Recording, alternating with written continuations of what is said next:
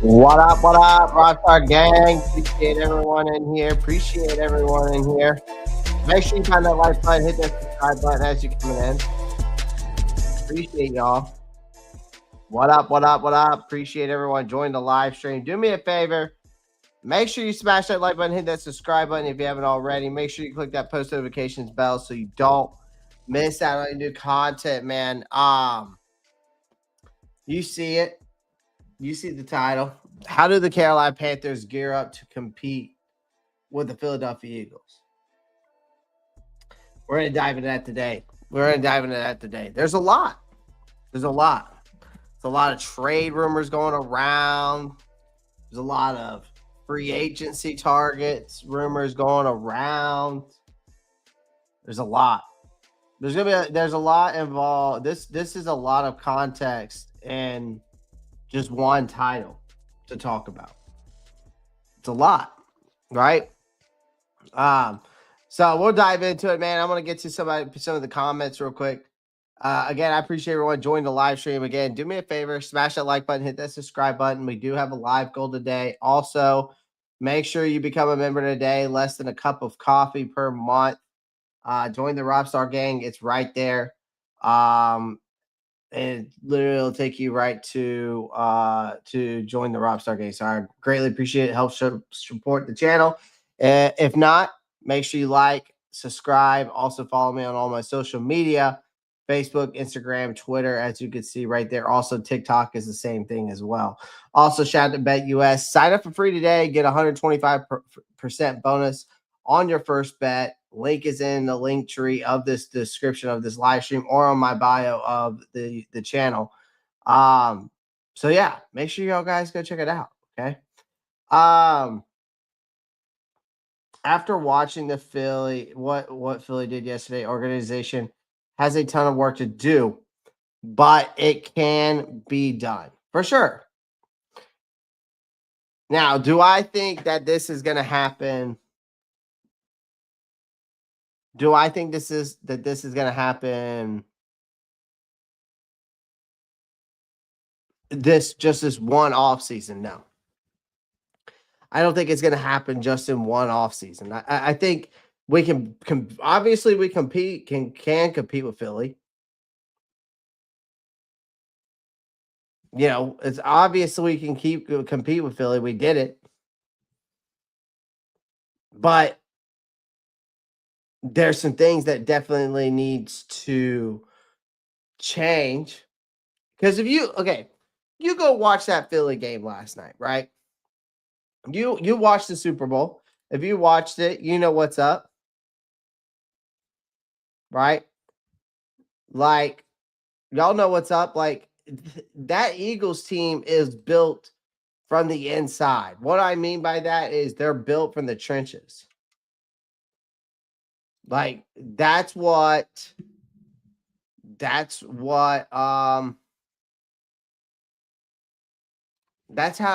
they won that game, man. Like they didn't have to they didn't have to do too much. They weren't blitzing. Like, that Eagles team was not blitzing.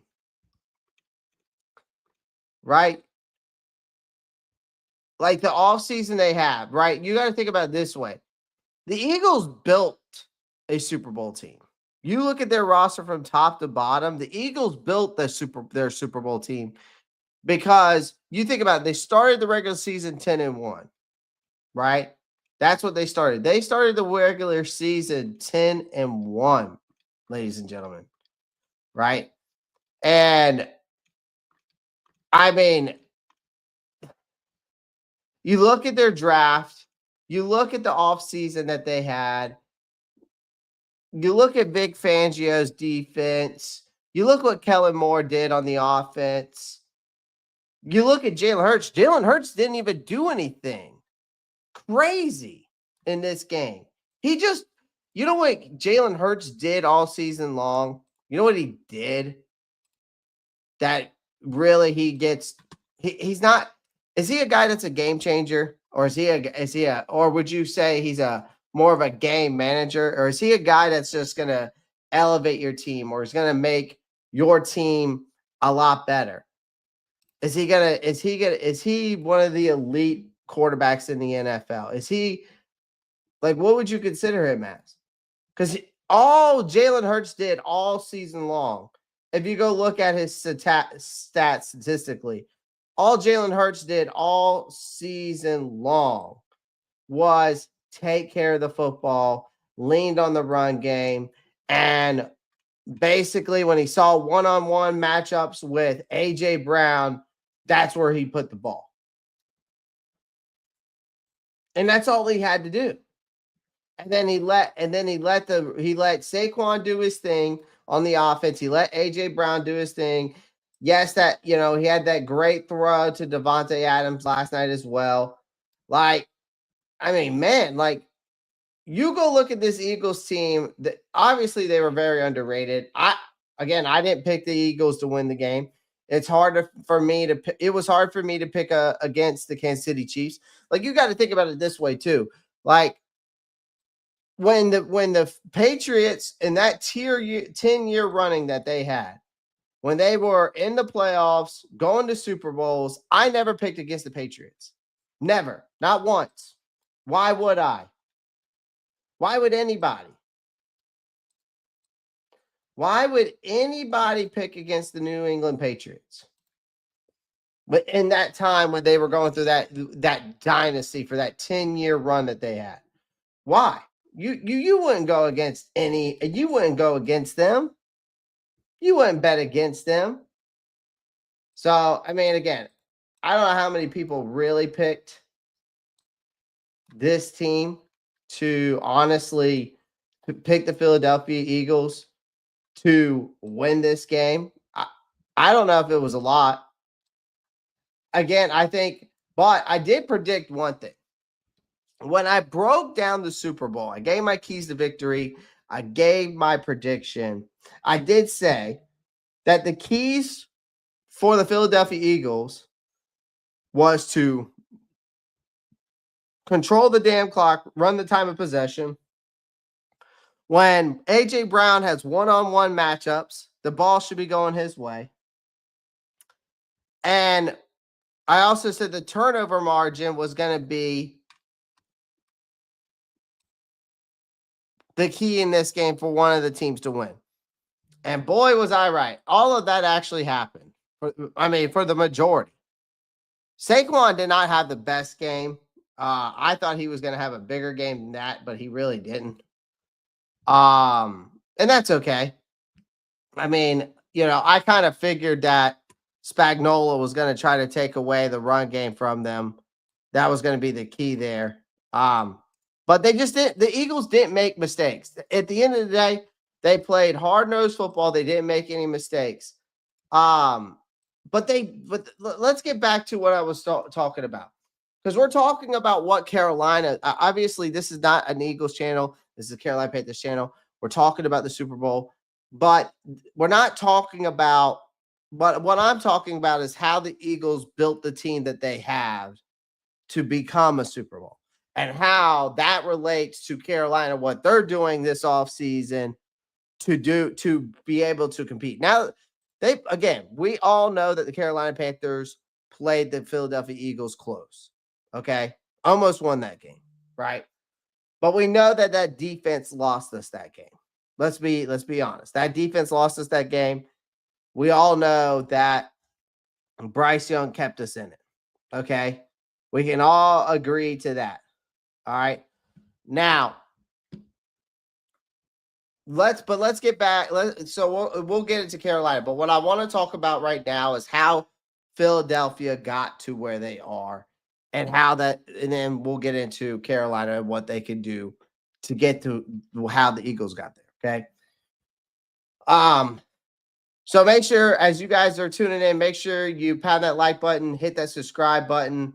Make sure you click that post notifications bell so you don't miss any new content, and enjoy it. All right.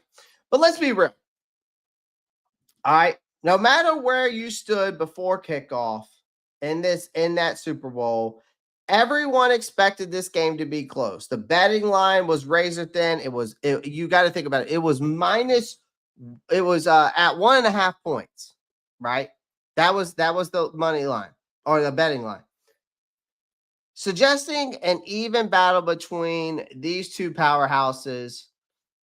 But that's not what happened against Philly and in the Super Bowl. Not even close.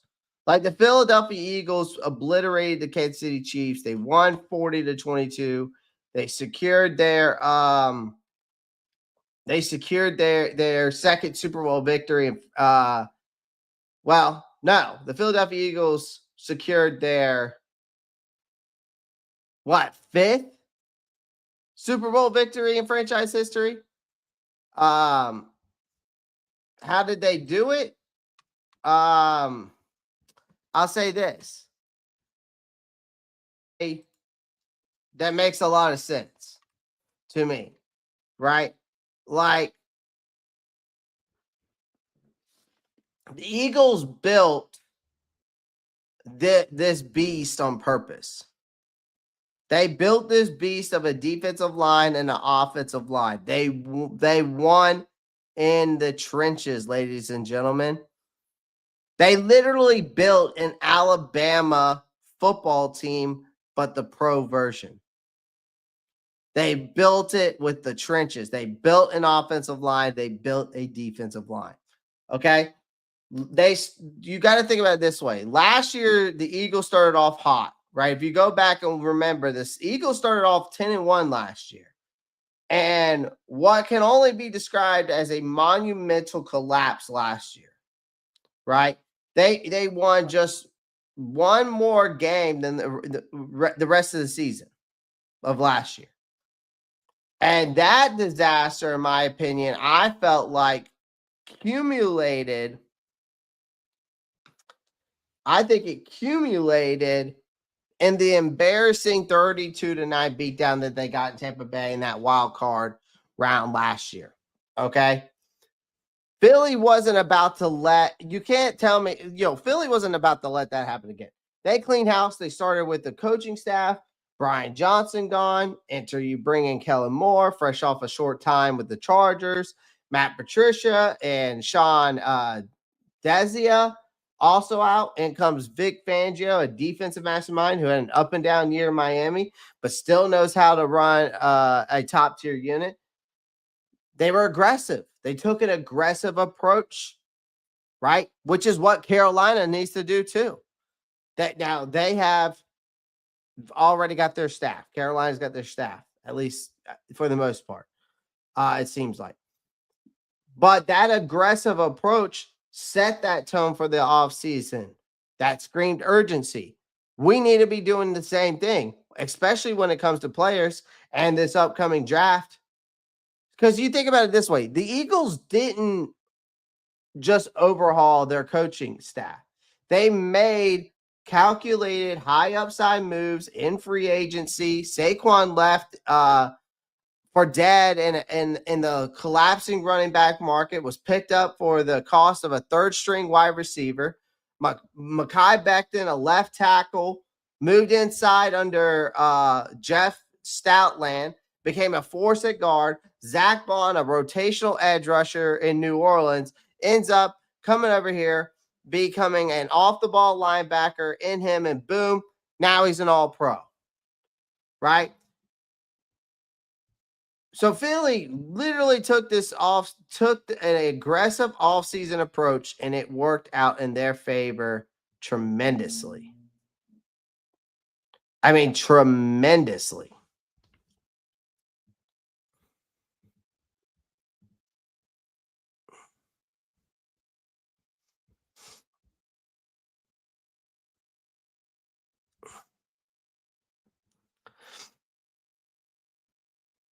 And so then you go back, right? Right?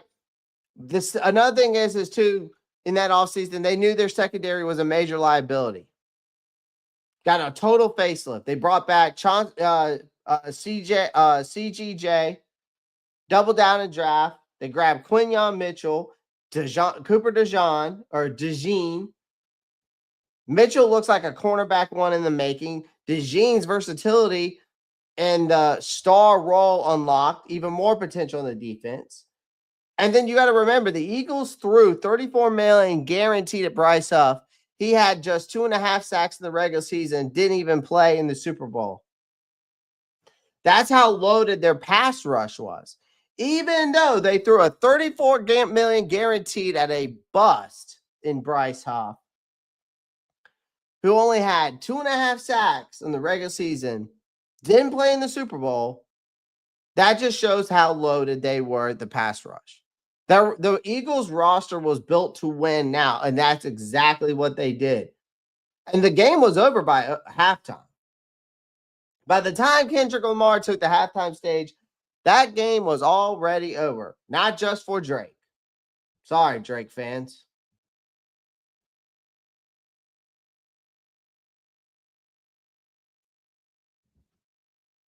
We can learn a lot from the Philadelphia Eagles 2024 offseason as a fan base.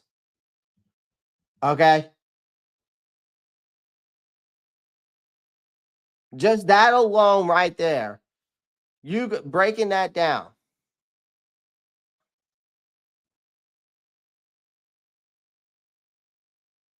When you talk about the Eagles defense.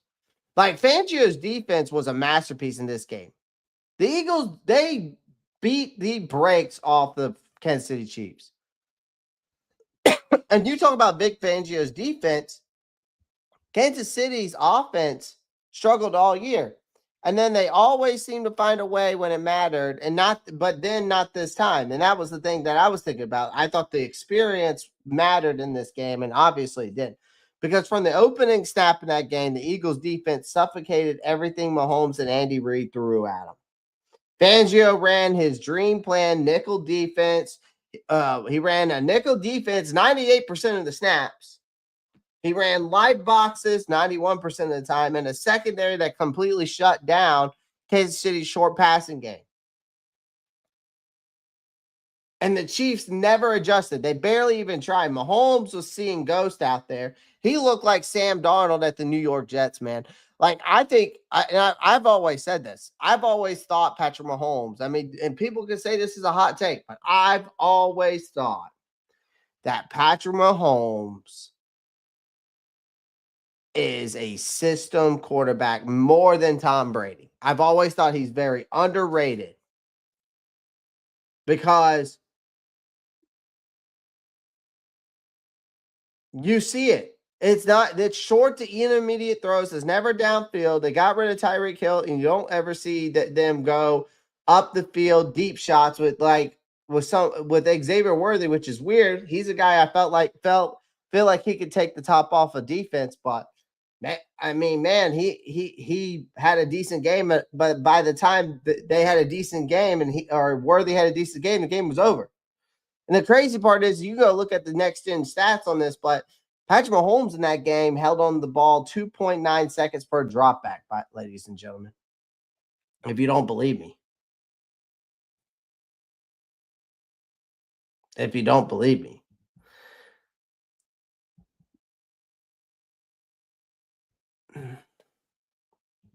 Making dinner plates for the family. We'll be back. Appreciate that, Mr. Hunky Dory. Take your time, brother. Take your time. We need to go into Operation Poach players off that Philly defense. Yeah, for sure. Alberto Delgado. What's up, man? Appreciate you joining. Panthers, we need our first Super Bowl. We do. That would be nice. Is it August yet? No, we got to wait for a little while for City Kitty. Appreciate you joining, though. Philly put together a complete team, and yeah, for sure. I hope so. I hope it's less than a few years. I hope it's in the next 2 to 3 years, I guess you could say. I guess that's a few years, but hopefully shorter than that. Clay, my boy, what's up? Been a minute since I was in here. What's up, Randall? Appreciate you joining, man. It's all good. The defense was like a pack wild of hyenas. Yeah, man. They didn't rush, and it's crazy. They didn't really rush a lot. They just ran these nickel packages and these box packages, these Fangio just ran these light boxes of, packages, or defense, I should say. And that secondary just shut him down. I mean, the pass, and here's the thing. The Eagles didn't blitz once, not once. They still pressured Mahomes. That's the crazy part. Go look it up. The Eagles didn't blitz, not one time in that game. They still pressured Mahomes 42.9% of his dropbacks. We were just talking about Josh Sweat as being a guy that the Carolina Panthers should target. He lived in that Chiefs backfield in that game. He finished at 8 pressures and 2.5 sacks. I mean, he clowned that Kansas City Chiefs offensive line all night.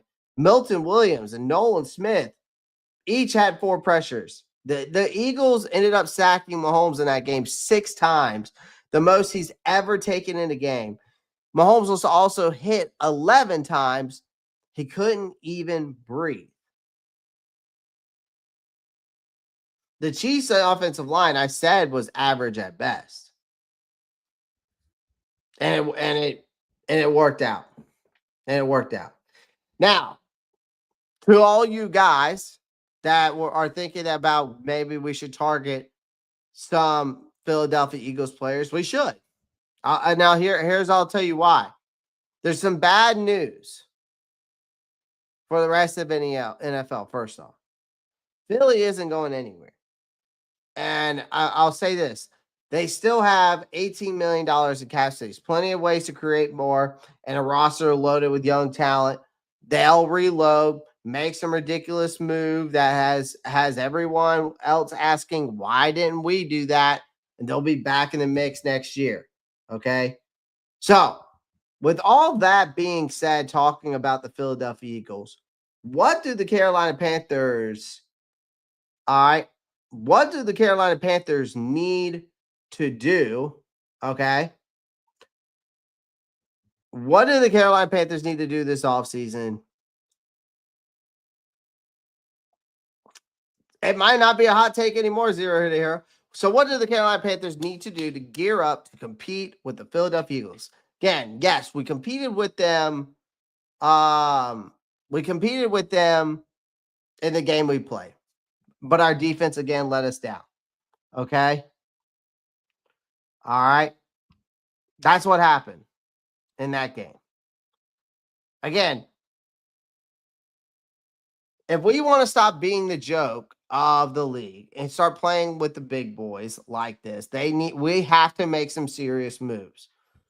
These half measures, wishful thinking won't cut it anymore, ladies and gentlemen. And we're going to dive more into why we can do that.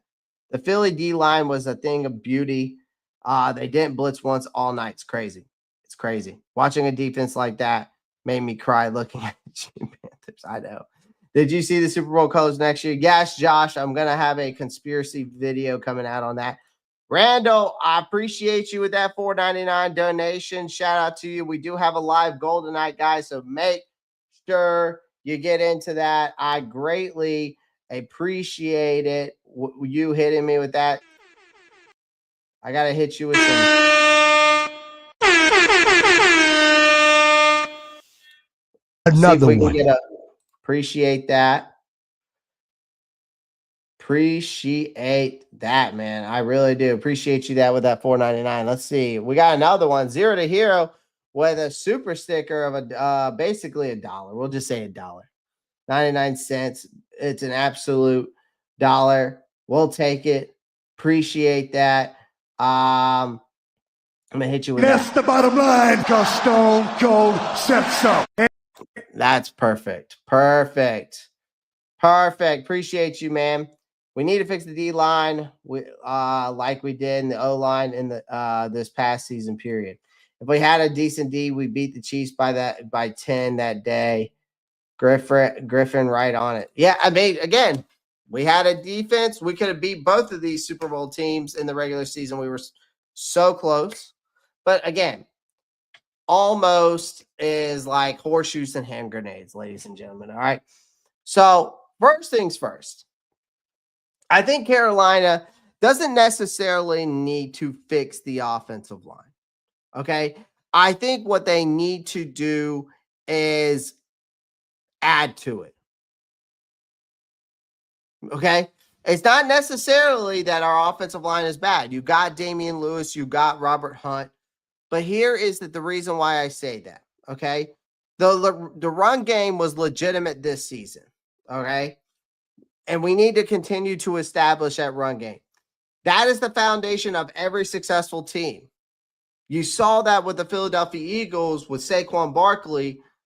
Carolina has made some decent moves, right? We made some decent moves. Like I said, we got Robert Hunt last offseason. You get Damian Lewis, help Chuba Hubbard put up the best numbers of his career. But let's not pretend that the work is done there. Again, you look at that Philadelphia Eagles roster from top to bottom in the trenches, they have rotational players that benefit the team. And I feel like they've also got some rotational guys on that offensive line that could be starters in the NFL, in my opinion. But if we look at our center position, right, that is one thing that has bothered me since the whole Austin Corbett situation last offseason. I felt that he wasn't a true center. Now, again, he proved me wrong until he got injured. Brady Christensen, to me, who's heading into free agency, I think is a guy that you need to re-sign because he looks like Andrew Norwell 2.0 out there. Can play almost every position. He can play. Not almost every position. He can play every position on the offensive line. I think he's also possibly a better left tackle than Ike Ekwonu is. Cade Mays, being a restricted free agent, wouldn't be opposed to signing him back because even when Corbett went down, he stepped up. So I think if the Panthers don't lock down a reliable center and continue to add depth at the tackle positions, again, I don't want to end up watching Bryce Young spending another season running for his life. I think that, and I'm not necessarily saying that's happened. You got to think about it this way too. Taylor Moton's on the back end of his career. Maybe you can sign him for a 2-year deal, in which if we signed him to an extension, we would actually save money in the cap space. You cut him or you restructure his contract, you save money either way. But let's be honest, we've already had enough of that. I'm not necessarily saying that this offensive line would immediately plummet, but it would make you wonder if we lost some of these guys, what's next? Right? Who are we going to get in to replace them? Right? All right. Yeah, I mean, trenches, we're talking about, we're going to be talking about the trenches. Don't get me wrong. We're already talking about the one side of the trenches. We're going to get to the other. We're going to get into the wide receiver as well, Joshua. Draft picks paying off the Eagles defense. For sure. Definitely re-sign Brady. For sure. I agree with you. I feel like Mays over I feel like they like Mays over Brady. They start keeping Mays over Brady at center. And that's fine. I'm not saying I'm opposed to that, Kendall, but I also like having Brady as a guy that if someone goes down, I am okay to put him wherever. That's the thing about Christensen, Brady Christensen, that is so important for this team, ladies and gentlemen, that I think a lot of people don't realize because of his versatility. He can play guard. He can play center. He can play left tackle. He can play right tackle. He is a Andrew Norwell 2.0. I see it in him. I think Christensen's even, like I said, is better than Ike Ekwonu. He is a guy that I think we got to re-sign. I'm also open to re-signing Cade Mays because, again, like I said, Austin Corbett stepped up. Or when Austin Corbett went down, Cade Mays stepped up. He did.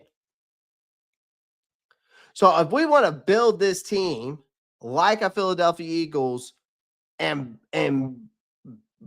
going forward, building the trenches, not just on the defensive side, because I know the biggest need for Carolina, I understand that, ladies and gentlemen, the biggest need for Carolina is the defensive line, okay? But you also need to have an offensive line. That is what the Eagles have done. They have it on both sides of the ball. So that's why I say the offensive line. Okay. All right. Because if we're talking about the tackle position, right? Ike Ekwonu needs to take a massive step forward because his development is going to be key to this unit's success, especially on that offensive line.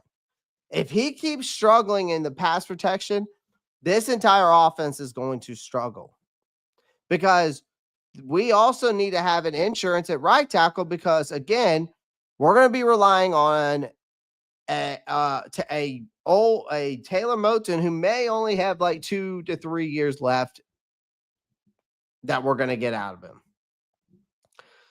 And there's no telling what those 2 to 3 years are going to look like with him. We could end up relying on a mediocre, injury-prone player at that point. That's just going to end up getting your quarterback killed. Bottom line is that if you want to build this the right way, you want to compete for a Super Bowl like the Philadelphia Eagles did, you got to build a brick wall in the front and continue to hold it on. Because, again, I felt like Carolina's offensive line this year was top 10. I felt like they did well with the unit that we do have. I just think bringing some guys back, which is Christensen, and I'm not opposed to Cade Mays, but maybe bringing in someone else as a rotational piece to have that depth there, I think is very, very just as important as that defensive line, ladies and gentlemen. I think it's just as important as that defensive line. You can't tell me I'm wrong. You can't tell me I'm wrong. Shout out to everyone in the chat. I appreciate y'all, man. I do. I really appreciate y'all. Shout out to everyone in the chat. Shout out to everyone in the chat. So I appreciate y'all.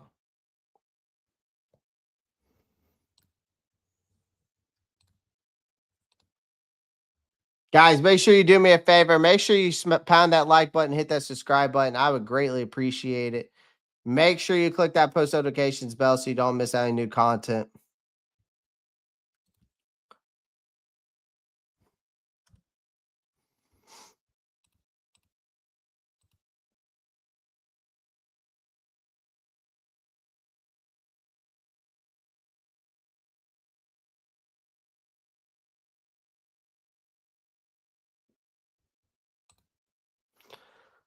I think we take the division back next season. Ooh, that's a tough one for City Kitty. That is a tough one, my friend. That is a tough one. All right, let's talk about the damn wide receiver position. I know that's another one that everybody wants to talk about. Let's talk about it. Let's talk about that damn wide receiver one position. I get it. Okay?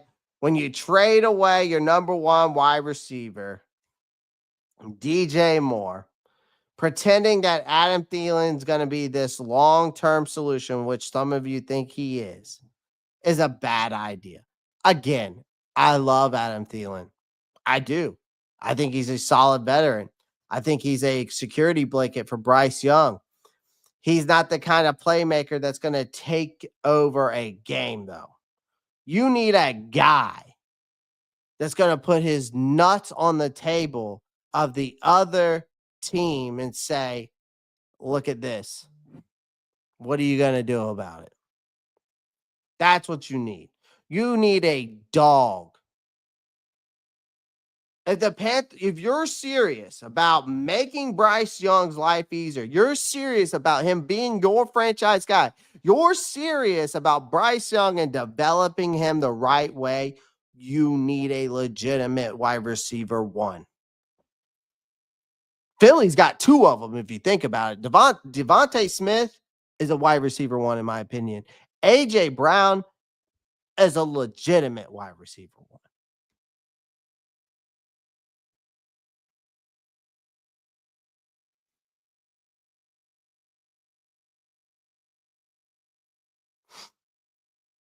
Like, you got free agents. Could be the answer. T. Higgins, Chris Godwin, Amari Cooper, Stephon Diggs would be massive upgrades. Chris Godwin, I would lean off of just because of the ACL tear. That bad, his was bad. Mari Cooper, great route runner, but he was a top 5 route runner at one point. But is Amari Cooper a top 5 route runner at age 30? I don't know. T. Higgins, is he a legitimate wide receiver 1 because he's been in Jamar Chase's shadow for so long? Stephon Diggs.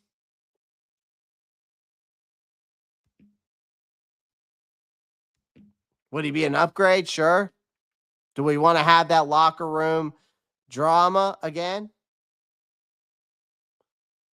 You know, another thing is like the Deebo Samuel thing. I've already talked about that. Right? Deebo Samuel has been thrown out there into that whole thing. But I'm not necessarily saying that we go out and trade for Deebo Samuel, who is 29 years old, which I feel like Xavier Legette could end up being a Deebo Samuel because he's got the same skill set. I mean, I don't see the point of going after a Deebo Samuel. I could see someone go. I could see us going after a Garrett Wilson. Sure, Garrett Wilson makes sense, but then you're going to have to trade away a first round pick. Possibly, you're going to have to trade away that number 8 pick.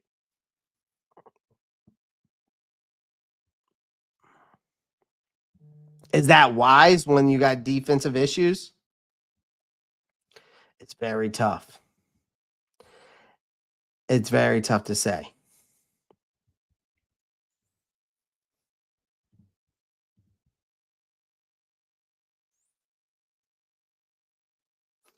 Right? Sup, Clay? What's up, Josephia McMillan? Can I just call you J Mac? Can I just call you J Mac?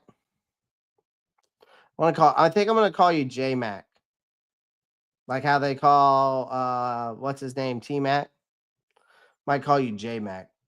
AJ Marshall, Garrett Wilson's gonna stay in the Jets from what I read. I mean, it sounds like that right now, AJ, but man, someone comes knocking with an offer they can't refuse. I tell you right now, that man's out the door faster than you can say Garrett Wilson.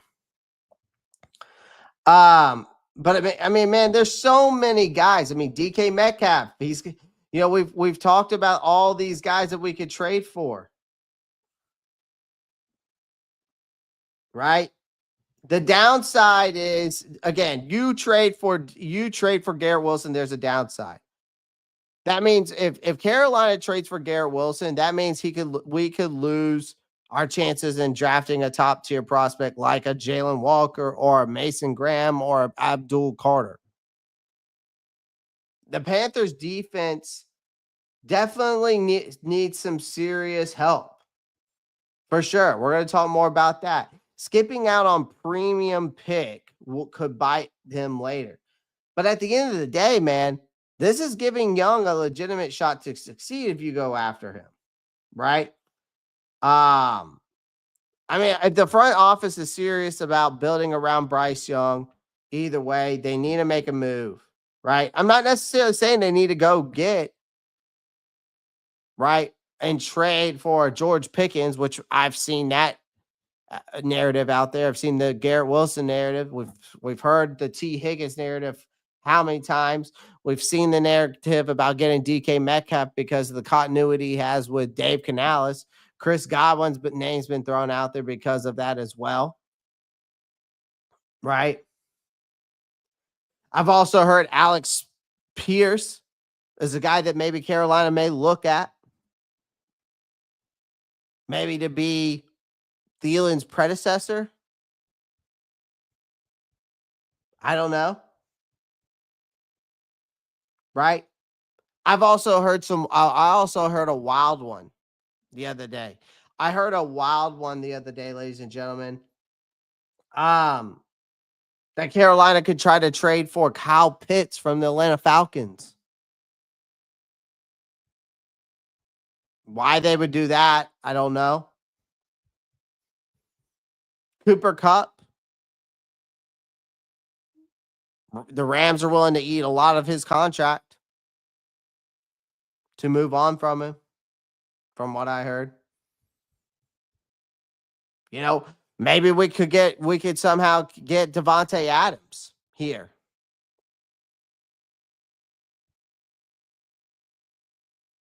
Especially if the Jets cut Adams. If the Jets cut Adams, would you be opposed to making a serious push for Devontae Adams?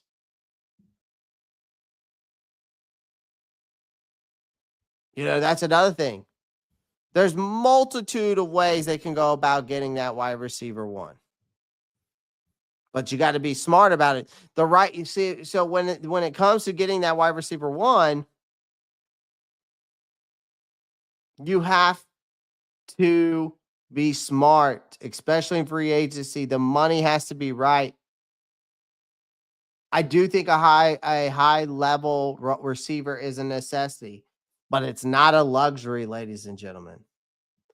And for the love of all things football, stop throwing money at mid-tier receivers and hoping that they magically turn into stars. Like, if you're going to invest, you got to go big or don't bother. Okay? A deep threat who can actually spread the field, take the top off the defense, right? Front defenders. Also, someone who can open up the middle of the field would do wonders for this offense or for Bryce Young that has lacked that explosiveness. The Panthers haven't had a true game changer at receiver in years. So, again, I think this is also a guy you should want to bring in to not only develop Bryce Young and have continuity with Bryce Young, but also guide guys like Jalen Coker and Xavier Legette who could be here for years to come. So definitely, it's time to change that. And then another thing is of course, we want to stop the bleeding on defense. I get that. And I'm 100% behind that. This Panthers defense was an absolute disaster. I know that. We allowed over 31 points per game. It's completely unacceptable. Injuries to key players like Derrick Brown, Shaq Thompson didn't help. But good teams find ways to adjust. That's just my opinion. That's why I was so hard on Ejiro Evero, because I felt like he should be able to find ways to adjust, right? Carolina needs to go all in on defense this offseason, for sure. Whether it's drafting a linebacker like a Jalen Walker, or getting a nose tackle like a Walter Nolan, or getting an edge rusher, even a Michael Williams, right? Or making a splash in free agency. Again, if they don't, they'll keep getting steamrolled by teams like Philly, the teams that make the aggressive approach during the offseason. That's the whole point here. Because I see some of you guys in the well, this group is not a problem. This group is a problem, but we'll be fine. We just have to just focus on the defensive line. That's it. No, you focus on everything. You focus on continue to adding depth to that offensive line.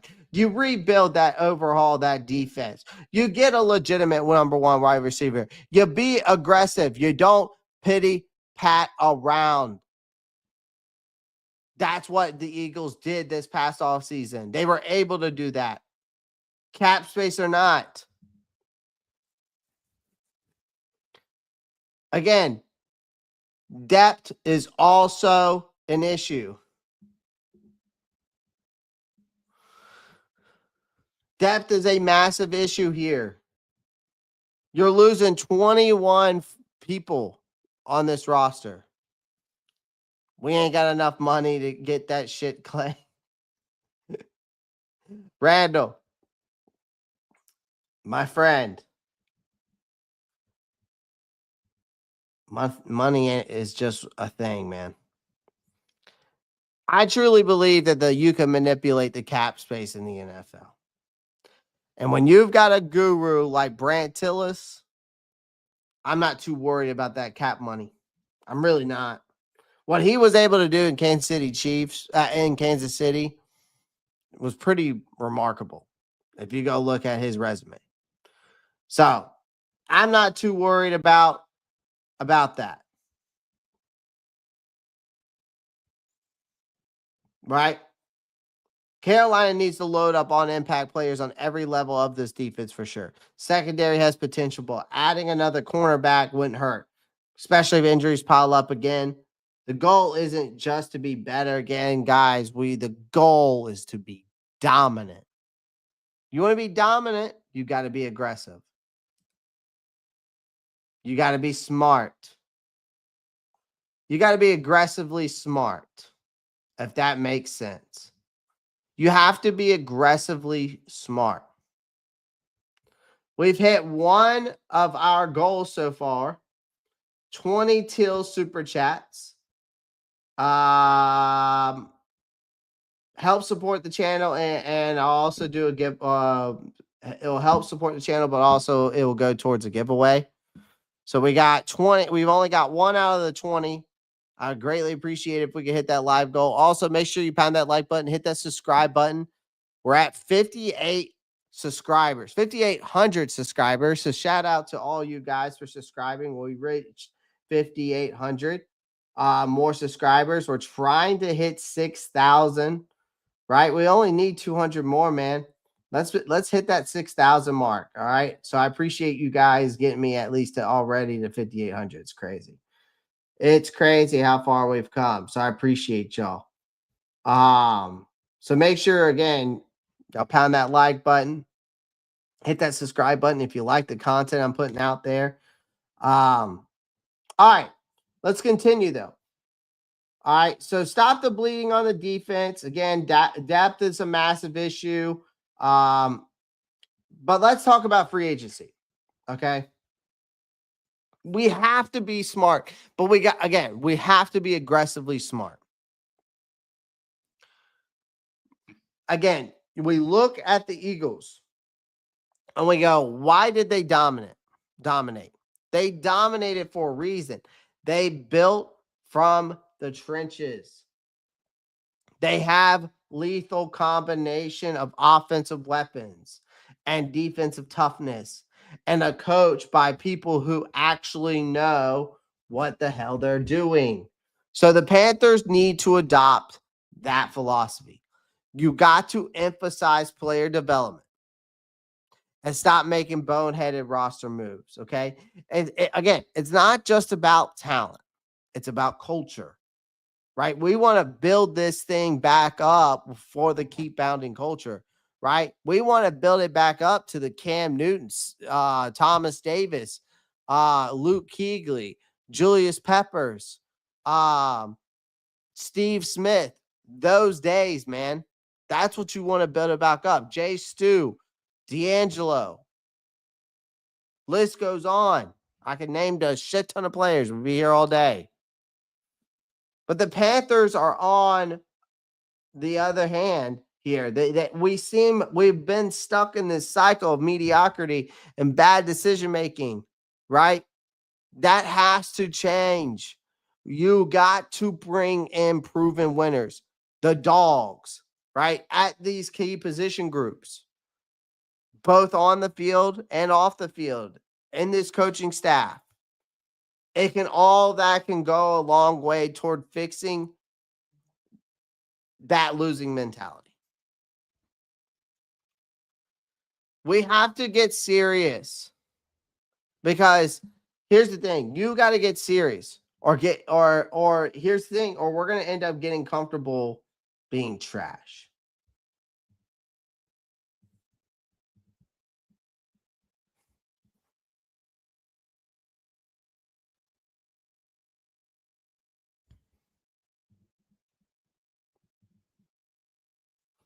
Right? The Panthers have spent too long stuck in mediocrity or worse, right? The path to competing with a team like the Eagles is crystal clear. It requires the front office to stop making excuses and start making bold, intelligent moves.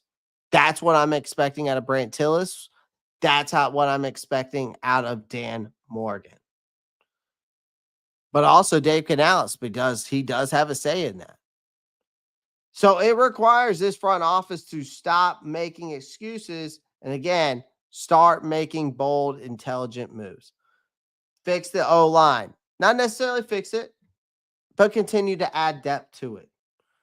Bring back guys like Christensen. And again, like I said, I'm open to bringing back Cade Mays, right? Get a legitimate wide receiver one. Rebuild that defense, right? Spend wisely in free agency. Be aggressive, but spend wisely. If they can do that, they actually might become relevant again. If not, again, I think if they don't be aggressive and they're not smart with their moves, then you better just go ahead and get ready for another season of being the NFL's punching bag. Because let's be perfectly clear. This fan base, you fans, are sick of watching this team flounder. This NFL is built for teams to turn things around quickly. So if the Panthers can't figure out the next year or two, then maybe they just are just destined. We're just destined to be bottom feeders forever. My time and patience is over, and so should y'all's. It's time to start winning. Whether y'all, plain and simple, it's time to start winning. This is and the words of John Cena. Your time, my time, your time is up. My time is now. We need to make that a fucking motto in Carolina. All these teams their time is up. Our time is now.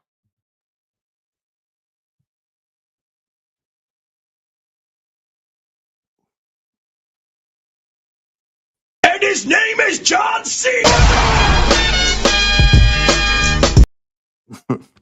I had to play that after I said that.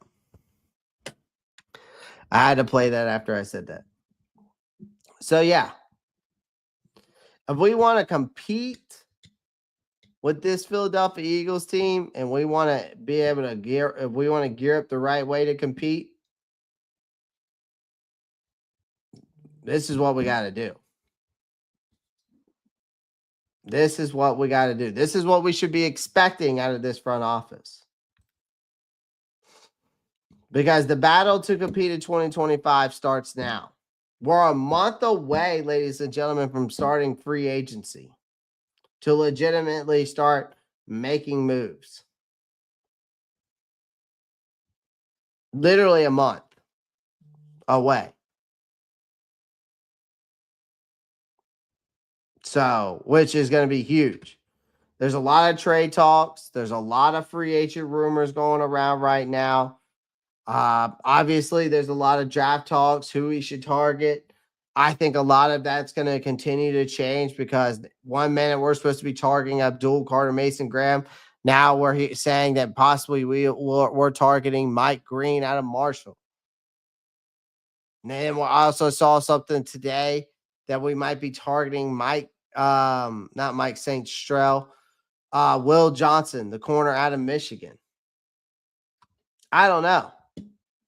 Again, rumors are rumors. Rumors are going to be rumors. Until it really happens, it's not true. So, that's how it works in the NFL, in my opinion.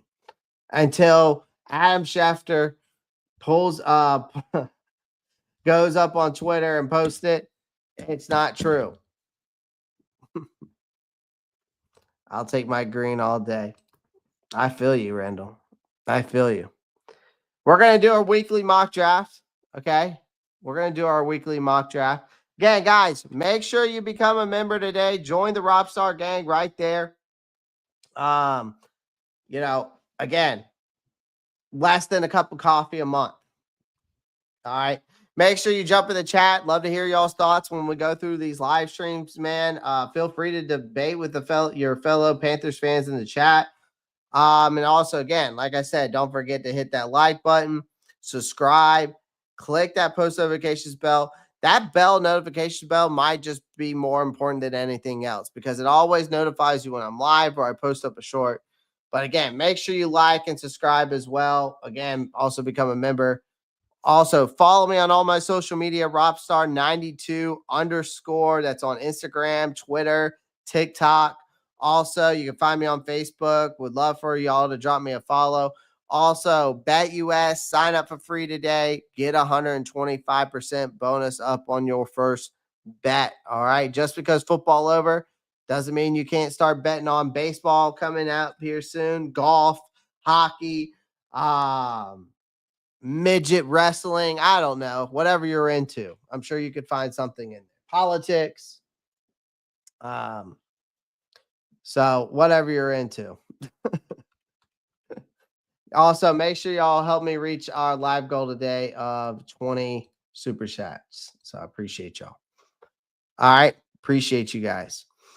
Guys, I'm going to hop off of here, though. I appreciate everyone joining the live stream. Again, do me a favor. Make sure you pound that like button, hit the subscribe button. Again, as always, 3 things before I head out. Love you guys. And as always, have fun. Be safe. Of course, as always, keep pounding. I'm out. Peace.